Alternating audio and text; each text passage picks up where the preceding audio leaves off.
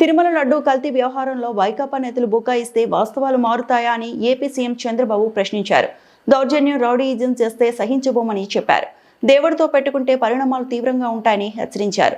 తిరుమల పవిత్రతను కాపాడుకోవాల్సిన బాధ్యత అందరిపై ఉందన్నారు. లడ్డూ కల్తీ వ్యవహారం నేపథ్యంలో డిప్యూటీ సీఎం పవన్, భాజపా రాష్ట్ర అధ్యక్షుడు మాధవ్ పలువురు మంత్రులతో కలిసి సీఎం కీలక భేటీ నిర్వహించారు. అనంతరం నిర్వహించిన మీడియా సమావేశంలో చంద్రబాబు మాట్లాడారు.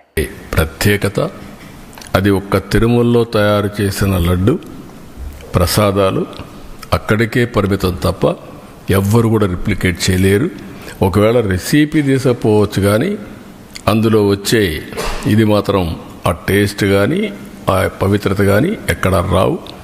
ఈ విషయం గుర్తుపెట్టుకోవాల్సిన అవసరం ఉంది. కానీ ఈ 5 ఏళ్లలో మీరు చూస్తే లడ్డు తినాలంటే భక్తులు భయపడ్డారు. తిరుమలకు రావాలంటే భక్తులు సందేహించే పరిస్థితికి వచ్చారు.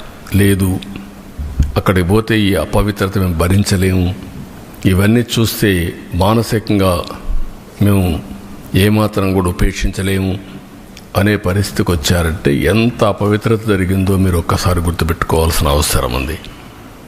ఇన్ని కార్యక్రమాలు చేసి మళ్ళీ ఈరోజు ఎదురు దాడి చేసే పరిస్థితికి వస్తున్నారు.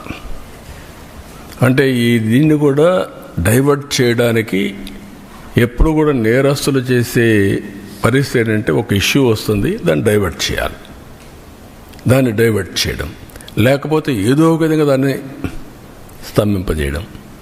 ఇది ఒక పద్ధతి ప్రకారం పెట్టుకొని చేస్తున్నారు. ఇది మంచి పద్ధతి కాదు. మళ్ళీ అపీల్ చేస్తున్నా రాష్ట్రంలో ఉండే ప్రజలందరినీ, మేము ఒక సాధారణ భక్తులుగా ప్రతి ఒక్కరికి తెలియజేసే బాధ్యత మాది. బాధ్యతలో ఉండే ప్రభుత్వంగా ఇలాంటి తిరిగి జరగకుండా పవిత్రతను కాపాడడానికి ఏ చర్యలు